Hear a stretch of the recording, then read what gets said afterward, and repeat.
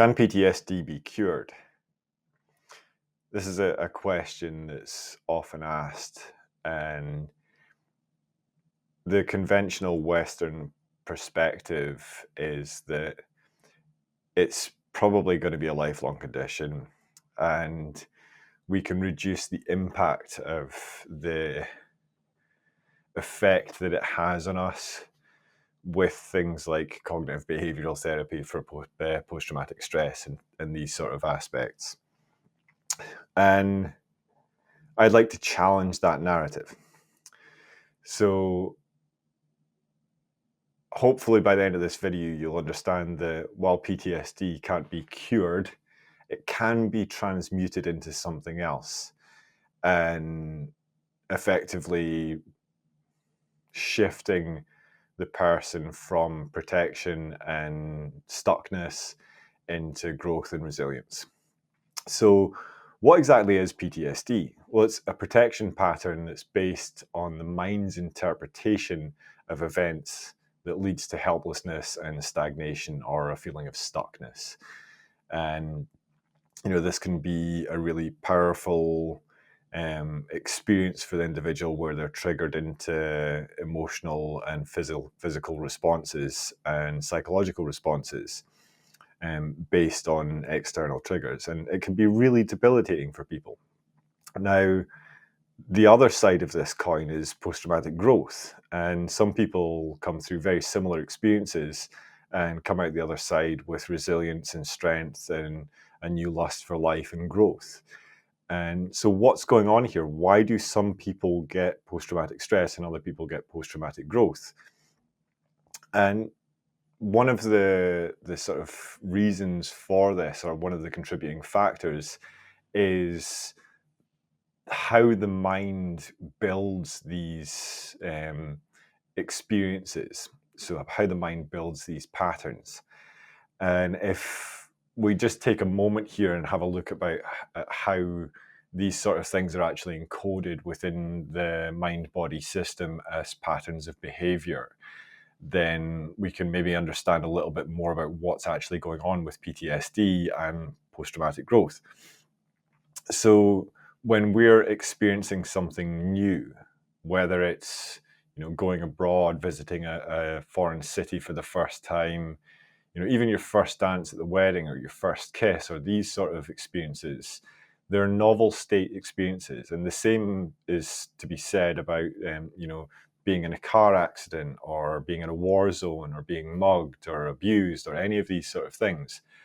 Our mind switches into this is new mode, which is to say that it opens up a hyper learning state because it doesn't understand, it doesn't know how to navigate this new terrain. So if we take a new city, for example, we don't know what's around the next corner. It could be safe, it could not be. We're generally going about in this day and age where we have a level of understanding that it's probably going to be reasonably safe unless we're like wandering about at 3 a.m. In a shady part of town. So we'll maybe look up, what are the good areas, what are the dangerous areas and stuff like that before we go and have a sort of mental map of where's safe and where's not. But largely the experience is new. And as such, our mind's taking in everything. It switches into a hyper-present state. We shut down the default mode network and we're being aware of what's going on around us. And the same thing happens in any novel state experience.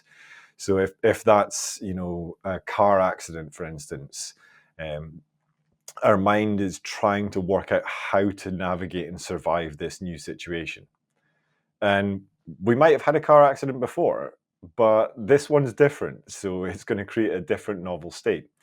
And what our mind then does is it takes the sensory information that's coming in and processes it through effectively the RAM buffers of our mind, which is to say the phonological loop, which is the audio buffer, the visuospatial sketchpad, which is the visual and spatial buffer, and the episodic buffer, which is along these sort of lines as well. I'm not going to go into memory too much here. And then the part of the mind called the central executive takes that new sensory information and connects it through semantic, elaborative, collective, and somatic encoding and connects it to the stuff that's already in our subconscious mind, the patterns we've learned already through life. And we are pattern building machines. From the moment we're born, we're learning how to navigate and how to live in this world. So we automate patterns. And the more of these patterns that we can automate, the more we can think about what we're going to do tomorrow and run the default mode network. And on a side note, this is why time speeds up as we get older, because we're running more of these patterns and lost in daydreams more of the time. But sticking with the PTSD stuff, these patterns are effectively built in the moment, on the fly, out of conscious awareness. And this is how the mind interprets the events of this moment that we're just going through. So the trauma doesn't happen in the moment, it happens after the moment while the mind's building this story. And this central executive part of the mind, this part that makes meaning out of the madness that's coming in through our senses, is effectively generally out of conscious awareness. Now, we can do exercises like the art of memory, where we're starting to effectively hack this central executive through conscious control. And we can start to move that central executive from out of conscious awareness to into conscious awareness. And this can be really beneficial for self-mastery and growth, because it allows us to start to be able to be aware of the way our mind's connecting new information and take control of it in some respects. And the more we work with this, the more adapted we get, and the better we can do this sort of exercise. So this encoding system is effectively what builds post-traumatic stress or post-traumatic growth patterns. And if someone's had a childhood where they've had difficulty or past trauma, they have parts of trauma patterns, parts of protection patterns in their subconscious mind. And that allows this central executive to be able to build a post-traumatic stress pattern more easily than someone that doesn't have these parts of protection patterns in their subconscious. So, evidence suggests, and the studies also point to this, that people who have had difficult childhoods or past trauma are more likely to develop PTSD from an event later in life than someone who's not had those problems. And it's because of the way this central executive builds these patterns within the mind. So what can we do about it? The real key here is working out how to move things from post-traumatic stress into post-traumatic growth. And that's largely to do with the story and the meaning-making aspect that this central executive's put together for us in the moment. So conventional things like cognitive behavioral therapy and things like that, they're working with our behaviors. They're working with conscious aspects of the mind, and that's not where the program's stored. The program's stored out of conscious awareness in the subconscious or unconscious mind. It's not something that we're aware of the code behind the program. We might be aware of the program, we'll be probably very aware of the program, but we're not necessarily aware of the coding behind that program. And this is where things like hypnotherapy come in, because we can look at those patterns within the subconscious and actually rewrite them, and we can do it really quickly. And so I'll give you a little example here. When I first qualified as a hypnotherapist, the first case I did was my mum. And you're taught as a hypnotist not to work with friends or family. But I didn't know this at the time. My teacher hadn't taught me this yet. So I worked with my mum. And she had a pretty severe case of PTSD from the birth of my older brother. And he'd been suffocated during birth and had to be resuscitated and incubated for a number of days. And she wasn't able to hold her. And she was angry at the midwives for doing this. And, they killed my baby. They wouldn't let me hold my baby. All these sort of things would come up anytime that anyone came round with a new child or talked about having children or anything like this. She would have a reliving of this trauma and this protection pattern. And it was painful to watch. And in 20 minutes, 30 minutes maybe, I guided her through a process for changing that into post-traumatic growth. And after the session, she was laughing about it and filled with joy and gratitude that these midwives had actually saved her child and that she had a son as a result of this. And I tested that memory for 7 years between doing that session and her passing away in 2018. And the trauma was gone. She would laugh about it, she would joke about it. I never saw her being triggered ever again by that PTSD that had been there. And this was one session, and it was the first time I'd done this as well. So you can imagine the impact that had on me as a therapist and coach, being able to create that sort of shift in someone I care dearly for so quickly and easily. I was like, okay, this stuff really works. So the first 3 or 4 years, maybe 5 years of my practice, I really specialized in PTSD, and I did a lot of good work with, people that have been through abuse and all sorts of difficult things like war zones and stuff like that. And I have a pretty good success rate with this. It's normally like a few sessions to get a marked shift in the post-traumatic stress to growth sort of aspects of this.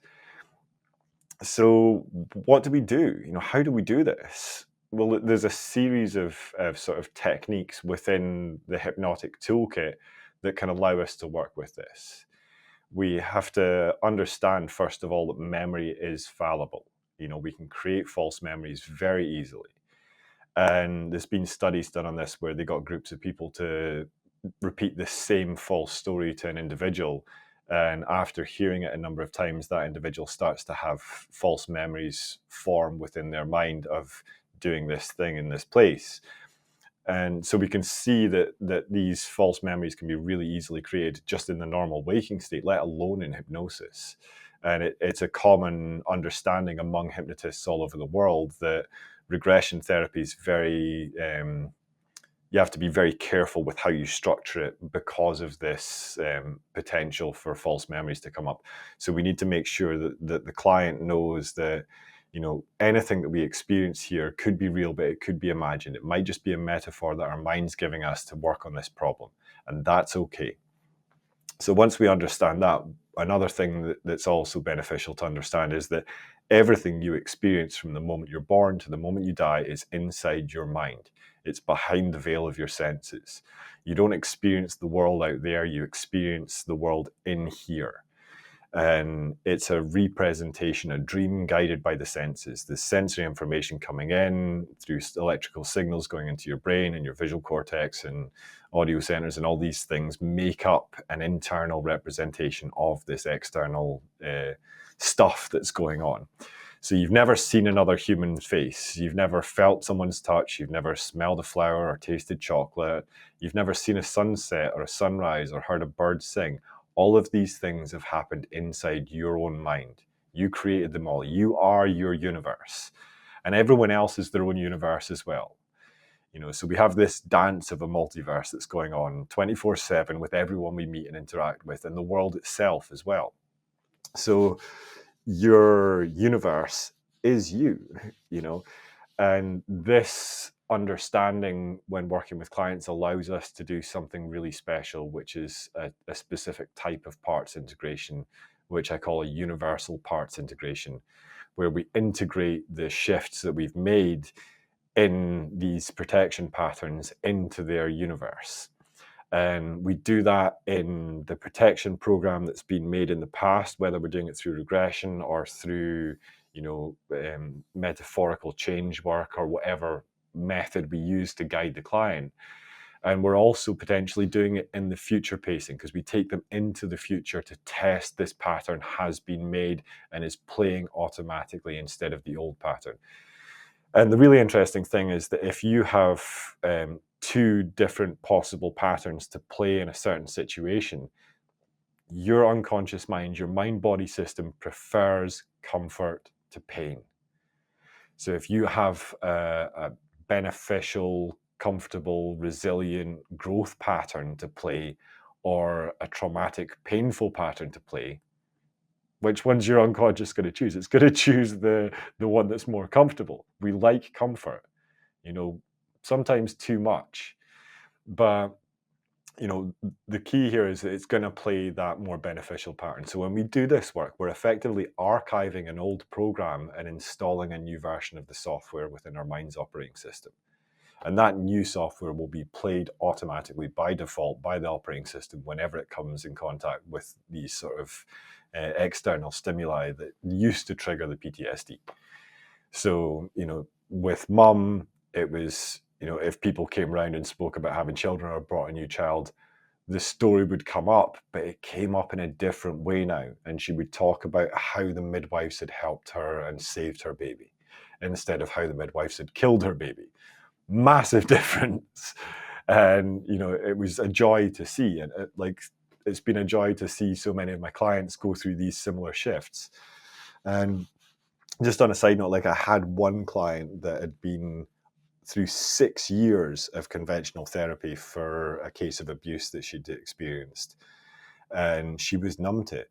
She could talk about it without having an emotional response because she talked about it so much with therapists. And when we were working on something else, this stuff kept coming up. It just kept coming up. And so I was like, okay, let's have a look and see if there's something here. And there was. So we went through the same process that I do with PTSD and shifted it. And you saw her life change after this. So, can PTSD be cured? Well, not really, but it can be transmuted into post-traumatic growth. We can take something that was caught in a loop and sticking us in the past and transform it into something that allows us to grow and expand and experience more joy and happiness in the world instead of pain and discomfort. And this is, like I mentioned earlier, that we are pattern building machines effectively, and this is part of this. We have this innate ability to take past experiences and effectively build patterns out of them for behavior. So when we now experience something in this moment, we run one of these patterns. And it's largely, there's an argument about free will, and this is the basis of it. If we're running these patterns that we built yesterday, today, then do we have free will? Are we actually choosing things? And one of the ways that we can get free will is by learning how to install new patterns. And this is where hypnosis and coaching and the sort of work that myself and my colleagues do around the world really is powerful, because it allows us to create a space where we can teach clients how to build new patterns effectively so that they can choose different options as to how they're going to behave in this moment, instead of automatically running this pattern that was installed 15, 20 years ago. So I hope this gives you a good understanding of what's going on here. One other thing as well that I'd like to just mention before I finish up is the fact that these novel states that I was speaking about, where we build these new patterns and go into this hyper learning, they actually change the way our epigenetics are expressing themselves. So they can change us on a biological level. And negative experiences, post-traumatic stress, anxiety, these sort of things can switch on and off certain genes that affect our immune function and inflammation, leading to a deficit in immune function and an increase in inflammation within the body. Whereas the beneficial ones, like post-traumatic growth and these sort of aspects, they can do something opposite. So if we have a nice interpretation, a good, beneficial, resilient growth interpretation of a novel state, will have a beneficial effect within our genetics and epigenetic expression. And if we have a negative interpretation of the events that have just happened, we can have a negative impact on our genetics and our biological system. So by taking someone from PTSD or a negative pattern and moving them into post-traumatic growth or a positive pattern, we can actually adjust the epigenetic expression within the individual. And if you want to read more on this, go and check out Ernest Rossi's work, Psychobiology of Gene Expression, or have a chat to me. But, just to sort of really drive home the power of this in not just the mental plane and the emotional plane, but also in the physical plane as well.